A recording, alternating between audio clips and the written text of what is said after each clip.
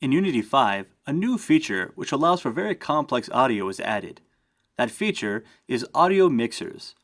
Audio mixers allow us to create a sort of virtual mixing board where we can feed audio sources into groups or channels to change their volume, link them together, and add audio effects.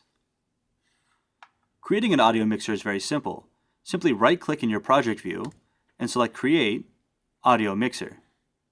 I'm naming my audio mixer Sample Audio Mixer. To open the audio mixer, simply double-click it.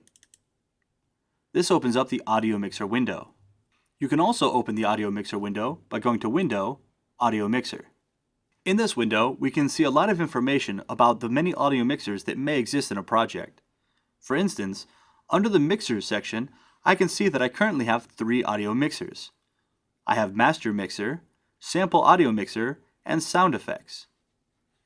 If I go back to my project view, I can see that I have a Mixers subfolder with 2 mixers already in it.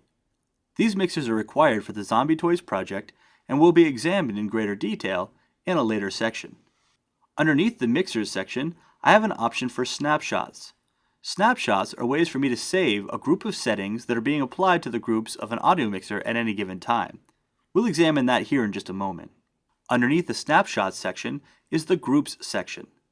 The groups are what can be thought of as the channels on a mixing board.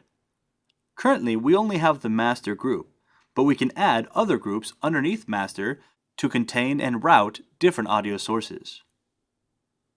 In this scene, I still have the sound emitter from the previous video, and that sound emitter has an audio source on it which is set to play a 2D sound clip. If I'd like, I could route this through the master group of my audio mixer. However, it's a much better idea to create a group for similar sound effects. Therefore, I'm going to click the plus sign next to Groups, and I'm going to name my new group Scene Audio. Now I can see the Scene Audio group listed right next to my master group in the audio mixer view. To route audio into my audio mixer, I simply need to click on the audio source, in this case the sound emitter game object, and then under the audio source component, where it says Output, I can click the circle selector. Here I will see a list of all of my mixers. I'll find my Sample Audio Mixer, and I will select my Scene Audio. I can now see Scene Audio listed in the Output property on the audio source component. In my audio mixer, I can control the sound, often called attenuation, of my clips by simply clicking and dragging the attenuation fader. This allows me to change the volume of one audio group relative to the other audio groups. Say I want my Scene Audio group quieter than a different audio group, I could simply drag down the attenuation of just this group. Furthermore, I can change which groups I want to be visible at any given time, and then save that visibility information in the Views section. With this new view created, I can simply make the Scene Audio group completely invisible by clicking the eye icon next to it, and then if I want to see both groups, I can choose the original view.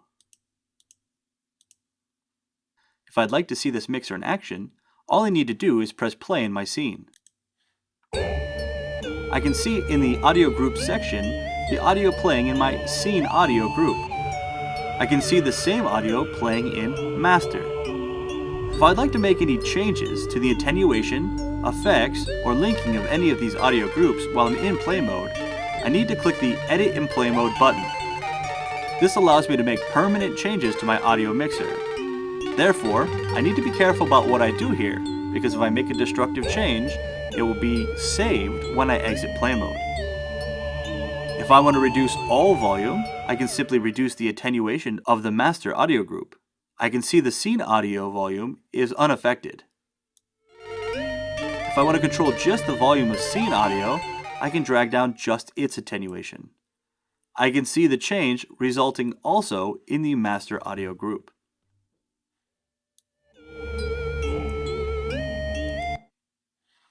If at any point I create a set of changes that I like, I can save those in snapshots. Let's say I always want this volume to be at -40.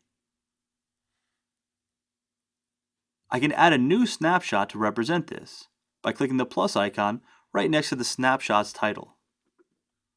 I'll name this snapshot Low Audio. On my original snapshot, I'll simply move the attenuation back, and I can see that by switching between snapshots, I can quickly switch between settings of multiple audio groups. If I'd like to see how two audio groups relate to each other, I could add another one. I'm going to click back on the master audio group and then the plus icon. Here, I'm going to name this something like Scene Music. In my scene, I'm going to place another audio source. This time, let's put it on this chair. I'm going to go to Add Component, Audio, Audio Source. The audio that's going to be played by this audio source is going to be my Music Revision 1. I'm going to choose the output of this audio source to my Scene Music group of my sample audio mixer.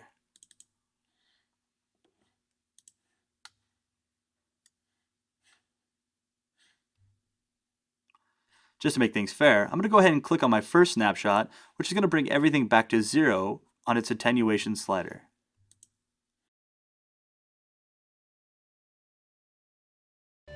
When I hit play, I can hear both bits of audio playing at the same time. If I want to make adjustments, again I need to click Edit in Play Mode. Then I can drag down the master, I can drag down Scene Audio, or I can drag down Scene Music. I can also create some custom relationship between the two. When I leave play mode, you'll remember that my audio mixer changes will be saved. In the next section, we're going to learn all about audio effects, how we can apply them to audio source components, and how we can apply them to the various audio groups inside our audio mixers.